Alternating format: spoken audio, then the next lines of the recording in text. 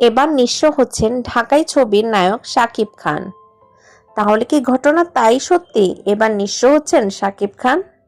না, কথা শুনে ভয় পাওয়ার কিছু নেই শাকিব ভক্তদের।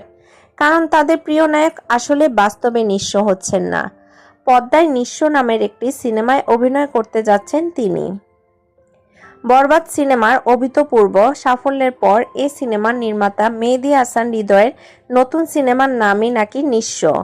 সিনেমাটিতে শাকিব খানের উপস্থিতি নিশ্চিত হলেও তার বিপরীতে নায়িকা হিসেবে কে থাকছেন তা এখনও চূড়ান্ত হয়নি।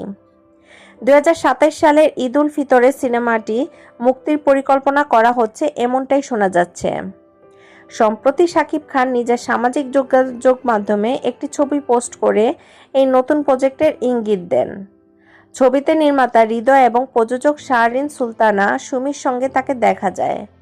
ক্যাপশনে শাকিব লিখেছেন, বরবাদ টিম আবার ফিরছে, আবারও ইতিহাস তৈরি করা যাক। সূত্রমতে বরবাদের মতো নতুন এই সিনেমাটিও প্রযোজনা করছেন রিয়েল এনার্জি প্রোডাকশন।